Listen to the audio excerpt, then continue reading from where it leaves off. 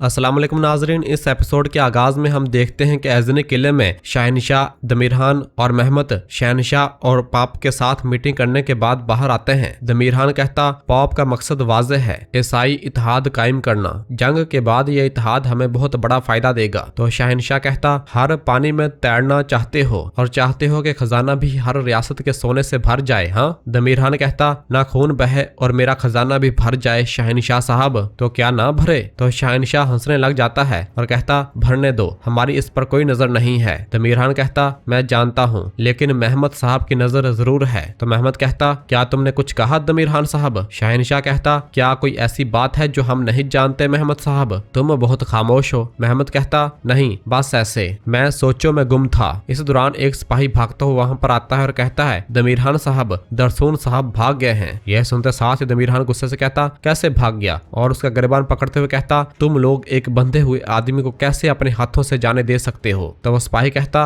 हलीमा खातून इसकी मदद को पहुंच गई थी और अलबाय भी फौरन उनकी तरफ हो गया। यह सुनकर दमीरहान कहता दफा हो जाओ, और फिर गुस्से से कहता दुरसोन दुरसोन जो हमारी नस्ल है और इसकी खसलत कुत्ते जैसी है, अगर इसने मेरे एक सरदार को भी अपने साथ मिला लिया तो ये रुकेगा नहीं, ये कुत्ता फूट डालेगा। शहनशाह कहता इसे अपना भाई समझे बगैर अब बिना रहम खाए उसका सर कलम करना फर्ज है। दमीरहान कहता फर्ज है, हाँ फर्ज है। जबकि दूसरी जानब जंगल में हम देखते हैं कि यगीत अपने घोड़े पर सवार होकर अपनी माँ की कब्र के पास आता है और फिर घोड़े से नीचे उतरकर कब्र के पास आ जाता है और वहां बैठ जाता है और मट्टी को उठाकर देखता है और अपनी माँ की चादर को कब्र पर पड़ा देखता है। तो कहता है माँ, आप मुझसे कहा करती थी कि अपने गुस्से को खुद पर हावी न होने देना। आपको इस बंजर जमीन में डालने वालों ने मेरा दिल फाड़ दिया है माँ, इसकी जगह उन्होंने मेरे अंदर एक जलता हुआ अंगारा रख दिया है। और फिर अपनी माँ की चादर पकड़ते हुए कहता ये बंजर जमीन मेरी शाहद है माँ, मैं उन लोगों को जहन्नम वासल करूंगा जिन्होंने आपके साथ ये सलूक किया।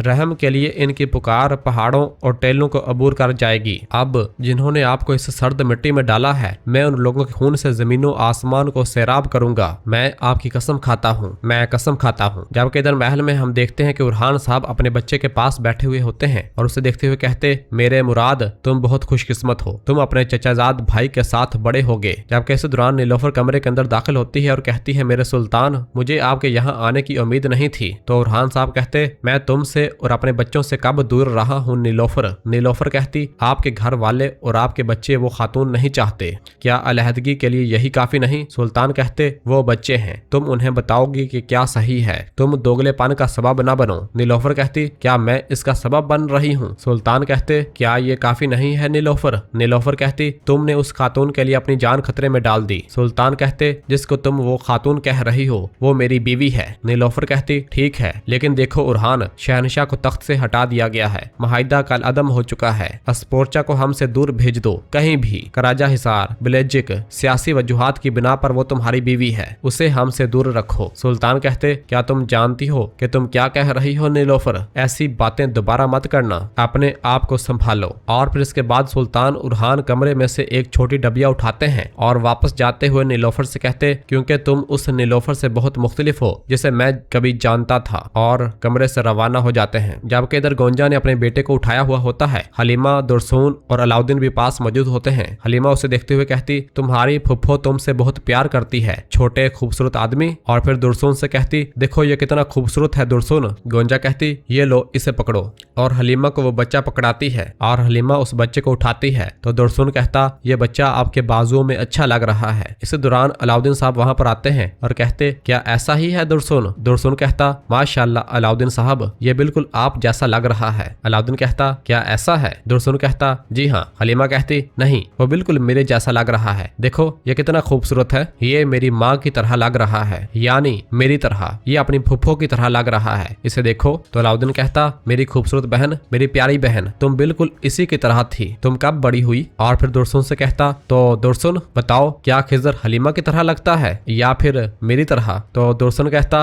अब और कुछ कह नहीं पा रहा होता। तो अलाउद्दीन फौरन दुरसून के कान में कहता तुम आज बात करोगे इंशाल्लाह। तो दुरसून कहता हाँ हाँ जरकुतै साहब मुझे बुला रहे हैं, मुझे अभी याद आया, मैं जाकर उन्हें देखता हूँ। अलाउद्दीन कहता फिर जाकर उसे देखो। तो दुरसून वहां से भाग जाता है। तो पीछे से अलाउद्दीन साहब हंसते हुए कहते ये लड़का जल्द ही परेशान हो जाता है। हलीमा कहती इस पर कुछ प्यार और रहम दिखाएं भाई। अलाउद्दीन कहता मैं इसे दिखा सकता हूँ लेकिन तुम नहीं दिखा सकती, मेरा बच्चा मुझे दे दो। और फिर अलाउद्दीन अपने बेटे को उठा लेता है और कहता चलो खाना खाते हैं, भाई चाहता है कि हर कोई मेज पर जमा हो। गोंजा कहती खैरियत है, क्या कुछ हुआ है? हलीमा भी पूछती खैरियत है भाई, लेकिन अलाउद्दीन जवाब नहीं देता और अपने बेटे से बातें करता रहता है। जबकि दूसरी जानब जंगल में हम देखते हैं कि एक बाज़ंतीनी सिपाही मुसलसल आगे भाग रहा होता है और थोड़ा जख्मी हालत में भी होता है। इस दौरान सामने से तुरहान आ जाता है और उसे एक जोरदार थप्पड़ मारता है तो वो जमीन पर जा गिरता है और कहता है कहाँ जा रहे थे? इस दौरान कंत्राली भी वहां बाहर निकल आता है और अपनी तलवार से उस पर वार करने लगता है तो तुरहान कहता इससे दूर रहो कंत्राली, बज़ाहिर ये कमांडर चाहता है कि मैं इसे मारूं। और फिर वो बाज़ंतीनी कमांडर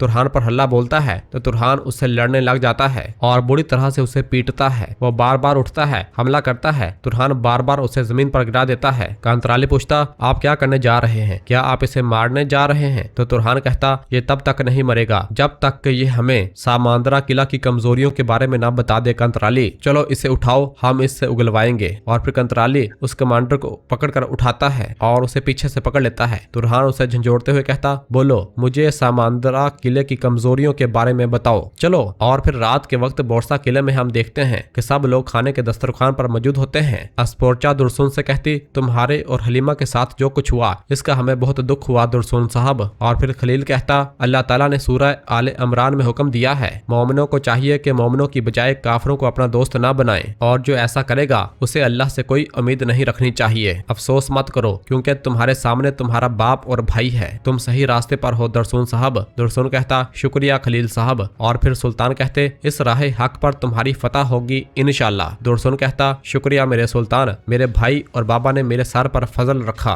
लेकिन वो कभी भी इतने मजबूत नहीं होंगे कि मुझे इस रास्ते से रोक सकें। इस दौरान बाहर से जरकुतै की आवाज आती है क्या मैं अंदर आ सकता हूँ मेरे सुल्तान? सुल्तान कहते अंदर आओ जरकुतै साहब। और फिर दरवाजा खुलता है। जरकुतै, एवरानोस और नसूह चलबी कमरे के अंदर दाखिल होते हैं। उन्हें देखकर फातिमा और बाकी सब हैरान होते हैं। जरकुतै जैसे ही कमरे के अंदर दाखिल होता है तो खुशी खुशी सिपाहियों से सलाम लेने लग जाता है और जबरदस्ती सबका हाथ पकड़ता है और सलाम लेता है। एवरानोस भी अपने सीने पर फूल लगाए कमरे के अंदर दाखिल होता है और फातिमा की जानब देखता है और फातिमा भी उसे देखते ही रह जाती है। और फिर वो तीनों सुल्तान के सामने आकर सलाम करते हैं। सुल्तान कहते खैरियत है? जरकुतै कहता हम यहाँ खैरियत से आए हैं मेरे सुल्तान। सुल्तान कहते बताओ। और फिर मलहून फातिमा से कहती फातिमा मेरी बेटी हमारे मेहमानों को कुछ शरबत पेश करो। तो फातिमा कहती बिल्कुल माँ और उठकर शरबत लेने लग जाती है। जबकि जरकुतै, नसूह चलेबी और एवरानोस साहब के लिए तकिए लगाए जाते हैं और वो तीनों वहाँ बैठ जाते हैं। और फिर फातिमा उनके लिए शरबत लेकर आती है और एक एक करके सबको देती है और सब फातिमा का शुक्रिया अदा करते हैं। और फिर इसके बाद फातिमा जाकर अपनी जगह पर बैठ जाती है। बुरहान साहब कहते मैं सुन रहा हूँ जरकुतै साहब। ये सुनकर जरकुतै खामोश हो जाता है और एवरानोस की जानब देखता है और उसे कुछ समझ नहीं आ रही होती कि वो बात कहाँ से स्टार्ट करे। और फिर फौरन कहता कैसी है मलहून खातून, आप खैरियत से होंगी इंशाल्लाह, माशाल्लाह आपका चेहरा नूर की तरह चमक रहा है। मलहून कहती आपका शुक्रिया जरकुतै साहब,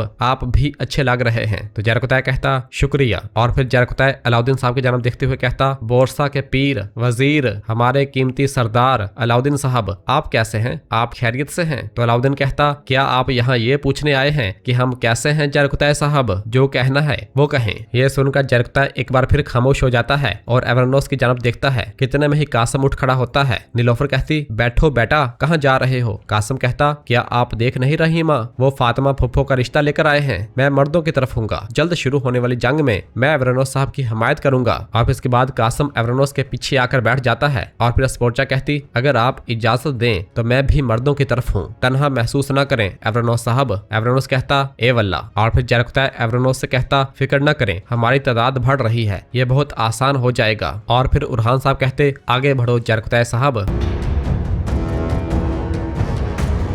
और नाजरीन इसी जगह पर एपिसोड खत्म करते हैं। मिलते हैं बहुत जल्द अगली एपिसोड के साथ। वीडियो को लाइक कर दें और जिन दोस्तों ने अभी तक चैनल सब्सक्राइब नहीं किया वो जल्दी से चैनल सब्सक्राइब कर दें और बेल आइकन यानी घंटी वाले निशान को भी प्रेस कर दें ताकि आने वाले एपिसोड्स आपको आसानी मिल सकें। दुआओं में याद रखें। अल्लाह हाफिज।